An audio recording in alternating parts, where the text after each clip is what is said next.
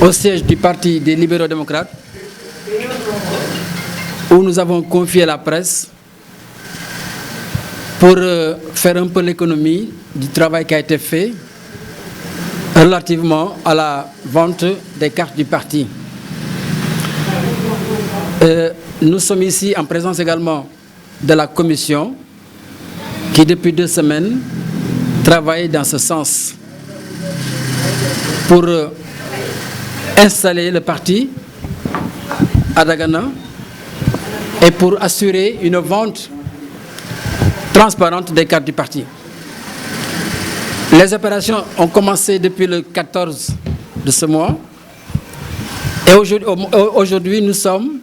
satisfaits du déroulement des opérations parce que nous avons pu enrôler 6004 militants en l'espace d'une dizaine de jours. Donc, l'espoir est permis et ce résultat satisfaisant découle de toute la confiance que nous avons tous ici à l'endroit du leader, le président Omar Sarr. C'est un leader qui a marqué l'histoire politique du Sénégal et c'est un leader qui compte aujourd'hui et nous comptons l'accompagner. C'est la raison pour laquelle depuis qu'il a formé son parti, nous sommes tous debout comme un seul homme pour, n'est-ce pas, promouvoir ce nouveau parti qui est un parti nouveau mais composé de gens, de responsables aguerris comme le président qu'on ne présente plus au Sénégal. Un parti dont le logo est significatif avec un soleil levant, non pas un soleil déclinant, mais un soleil levant. Donc c'est une force qui émerge, c'est une force qui progresse. Ensuite, il y a cet oiseau gigantesque de couleur blanche qui marque le symbole, qui est un symbole de la pureté, mais également un symbole de liberté. Et, n'est-ce pas, la devise du parti, liberté, éthique, solidarité. Liberté parce que chacun se trouve, nous sommes tous logés à la même enseigne, nous sommes tous les militants sont logés à la même enseigne, tous les militants ont les mêmes droits, mais également les mêmes devoirs. Éthique, parce que l'éthique est la marque déposée de notre leader. Il a toujours fait preuve d'éthique depuis 35 ou 40 ans qu'il est dans la scène politique du Sénégal. Mais également la solidarité, nous sommes tous unis. Ci parti bi ci siège PLD pour waxtaanee li nga xam ne moom la ñu dëgmal mooy vente des cartes ñu sant ñu ko au niveau de la commission communale ñi nga gis nii ñooy commission bi et tàmbale nañu liggéey bi am na léegi fukki fan jot nañu placé 6000 mooy juróom-benn junne carte ñoo xam ne dañu bokk ci secteurs yi secteur foog boo ko déggee mooy benn groupe la boo xam ne de 100 personnes ñooy constitué un secteur te fi ñu toll nii teg nañu 60 secteurs muy juróom-benn fukki secteur muy juróom-benn junne ci ay militants. léegi fii mooy siège bi ñii ngeen gis ni ñooy commission bi li ngeen gis ni mooy les sous-commissions sous-commission accueil kii ñëw di bindu foofu lay jëkk jaare joxe li nga xam ni mooy liste mu yore ñu accueillir ko transmettre ko sous-commission contrôle sous-commission contrôler ñëw jox sous-commission va remiser des cartes ñu vérifier ko. La dernière étape maintenant mooy celui qui est chargé de la compilation et de l'enregistrement bu ñu def compilation ba bu egsi à la dernière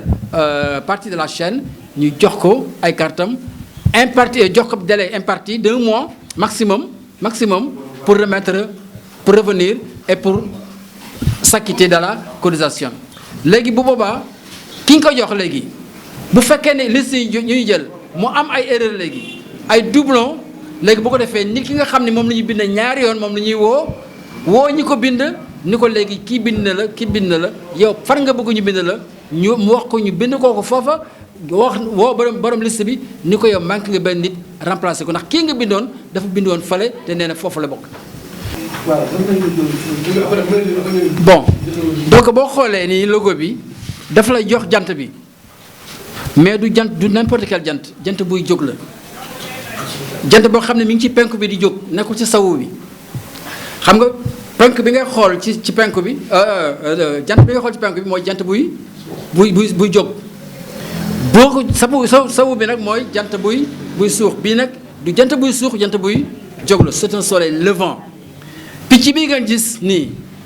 mu tàll ay laafam c'est un symbole de liberté xam nga dañuy wax naan picc moom boppam